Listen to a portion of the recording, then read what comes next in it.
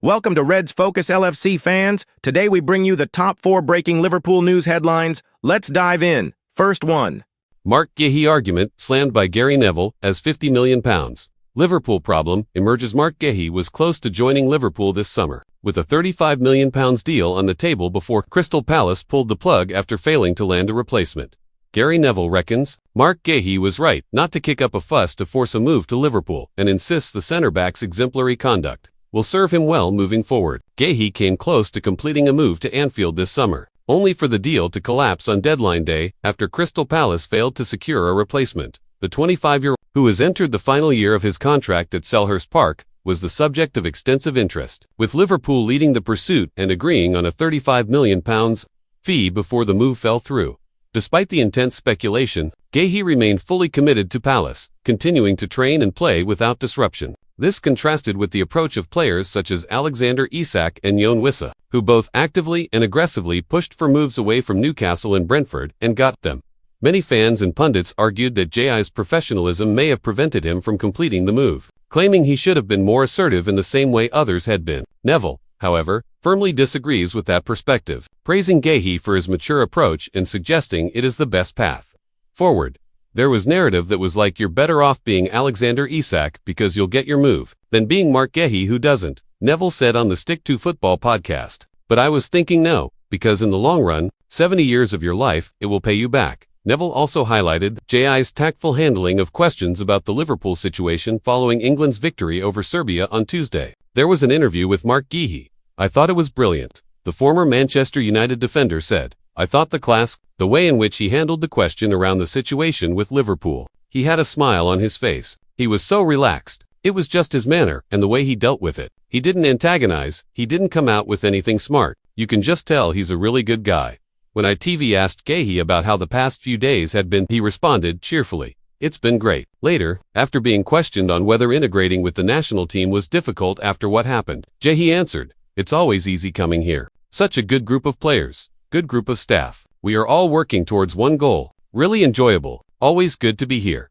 Clearly he is handling the situation with calm professionalism. From Liverpool's perspective, however, Guehi's decision has left them vulnerable. Neville speculated on the potential consequences for the Reds, who are still thin at the back. I wonder if Liverpool will regret not signing Guehi, he said. If, say, Konet gets injured, will they regret not offering Palace like £45 million, £50 million and just getting him over the line? Jamie Carragher also weighed in, highlighting defensive concerns. That's the one area where Liverpool have problems. It's 3 games in. Liverpool have got 9 points out of 9. Not played that well. Centre-back is the one area that could come back and blow up in their face because they haven't really got quality cover. What Guehi was giving Liverpool was competition at centre-back. They haven't got that, Carragher continued. They've got 2 starters and 2 unders. Joe Gomez is injury-prone, and the young lad who's only 18 and come from Italy, Giovanni Leone. He's going to be a great prospect, but if you think that one of them had to play for a couple of months, it could be a big problem. Liverpool's summer outlay, estimated around £450 million,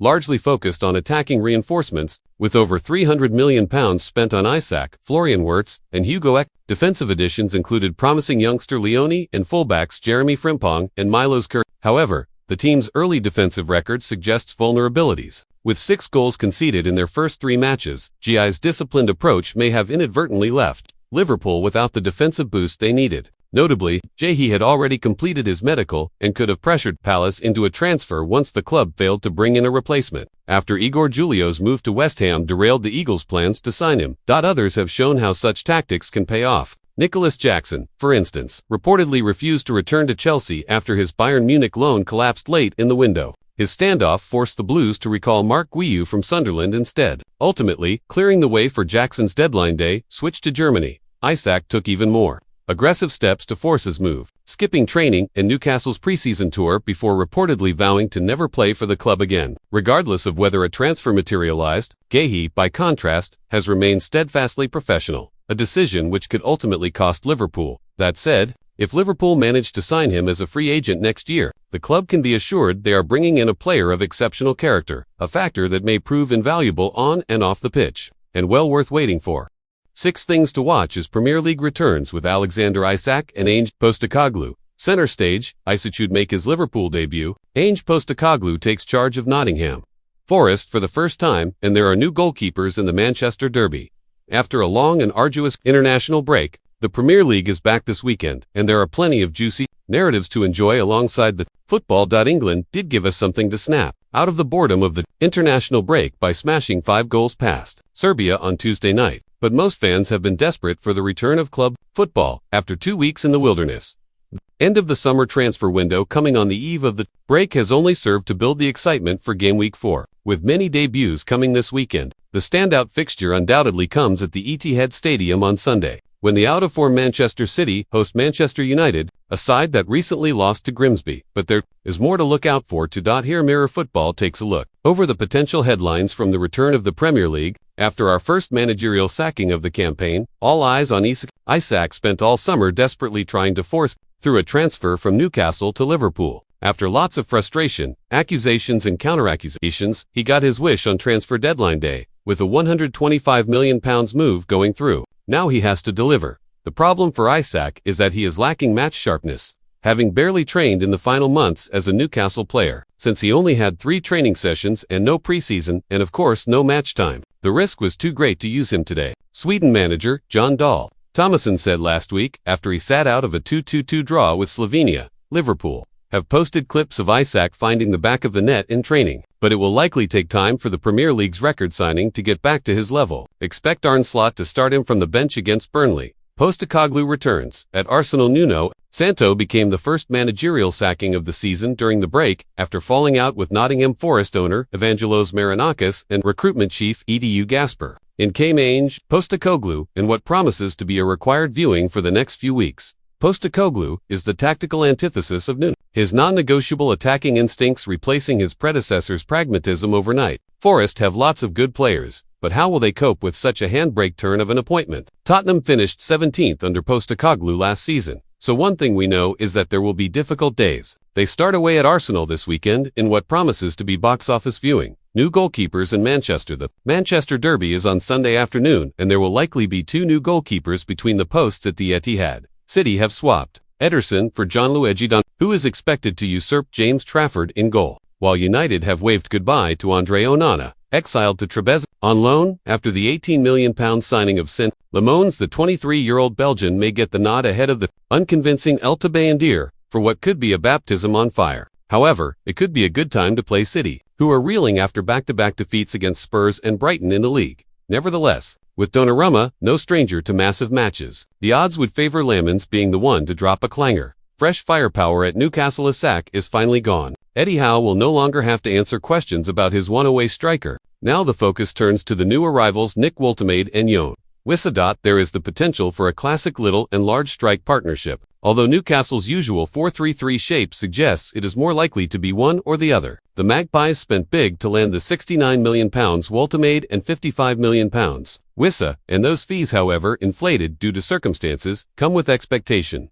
The service should be good at St. James' Park, where Howe has a tremendous midfield 3 and exciting wingers, so chances should come their way as Newcastle host Wolves, who will come armed with Jurgen Strand Larsen, a player who they saw 2 major bids rejected for Grealish. The template for Sancho. Everton host Aston Villa on Saturday in their second Premier League game at Hill Dickinson Stadium, who already have a new hero. Jack Grealish has won near universal approval as a reborn superstar since joining Everton on loan from Manchester City, and can provide the template for Jadon Sancho, who is hoping to do something similar at Villa after escaping Manchester United once more. Grealish already has 4 assists in 3 league games for Everton and is feeling good after just celebrating his 30th birthday, hopefully not too heavily. He has made it plain that he wants to be in Thomas Tuchel's squad for the 2026 World Cup, so we'll need to continue on a similar path to make that dream a reality. Sancho will be hoping to follow in the footsteps of fellow United exile Marcus Rashford by resparking his career at Villa. He showed in patches how talented he is at Chelsea last season,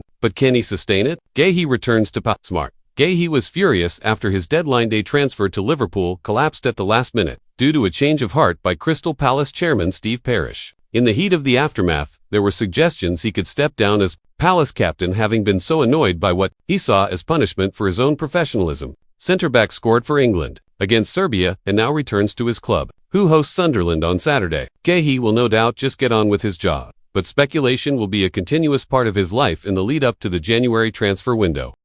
2 Liverpool stars return after injury as training kicks off. 2. Liverpool stars are back in training as the Reds prepare to take on Burnley in the Premier League. Arne Slot has some decisions to make. Liverpool are back in Premier League action on Sunday as they take on Burnley at Turf Moor. The Reds are the sole team with a 100% record, even if it's been anything but routine. In fact, all 3 fixtures have been tough. It took a last-gasp double to see off Bournemouth at Anfield before a trip to Newcastle saw all kinds of drama. Thankfully, Rio Ngumoha stepped up with a 99th-minute winner. Then Arsenal went to Liverpool and did all they could to get a point. Dominic Szoboszlai's sensational free-kick ruined that plan. However, and so Liverpool travel to Burnley, hoping to keep that brilliant record intact, though they'll hope to finally get a more routine win under their belts. 2. However, there's another concern: the amount of football. The season kicked off with a game per week, essentially, but now they'll come thick and fast. Liverpool have Burnley on Sunday, then host Atletico Madrid on Wednesday. After that, it's the Derby, and then Southampton at home in the Carabao Cup. Good thing, then, that Arne Slot has 2 players back to boost the squad numbers. Both Jeremy Frimpong and Stefan Bisetic returned to training this week. Frimpong, of course, started the season as the first-choice right-back, but a hamstring injury in the opener against Bournemouth has forced him out since Liverpool did say that he'd be back post-international break, and it appears all has gone to plan. Frimpong is training and hopefully ready to face Burnley. It seems he'd be ready to face Atletico at the very least, if Slot wanted to be extra cautious. As for Bisetic, he's something of a surprise inclusion in the squad this season. We all expected him to depart on loan somewhere, or even permanently, rather than take a place, but he's in there and he's back from an injury that's been troubling him since May. Now, we don't expect him to face Burnley or even Atletico for that matter. Instead, we imagine Liverpool will want to build up his fitness for the Southampton game later this month.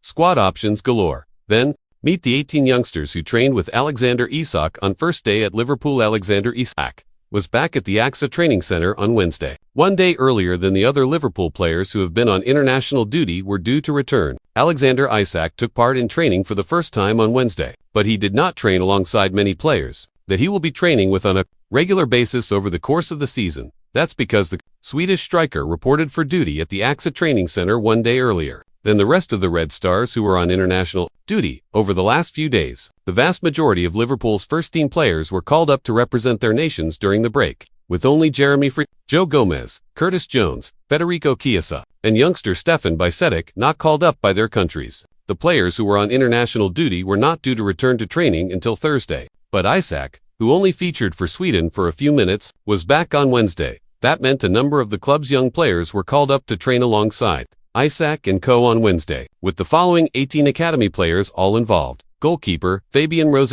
Carter Pennington, Lucas Pitt, Emmanuel Araboma, Terrence Miles, Josh Davidson. Midfielders: Michael Laffey, Tommy Pilling, Ben Truman, Afolami Oneni, Kieran Morrison, Will Wright, Cade Gordon, Keirel Figueroa, Karim Ahmed. Oakley cannoneer Isak could make his debut when Liverpool's season resumes with a trip to Burnley on Sunday, when the club will be looking to maintain its 100% start to the campaign. Is the favorite to retain the title something the club has not achieved since 1984, and it is the club's thirst for silverware that convinced Isak to move to Anfield. I feel amazing, Isak told Liverpool media after sealing his move to Merseyside. It's been a long journey to get here, but I'm super happy to be a part of this team, this club, and everything it stands for. It's something I'm proud of, and I'm really looking forward to it. Explaining why Liverpool was the club that Isak wanted to join, he said, I think it's a mixture of what the club is building, but what they're building on top of what the club already is. The history of the club, me getting the chance to be a part of this, I want to create history. I want to win trophies. That's ultimately the biggest motivation for me. And I feel like this is the perfect place for me to grow even further and to take my game to the next level and help the team as well.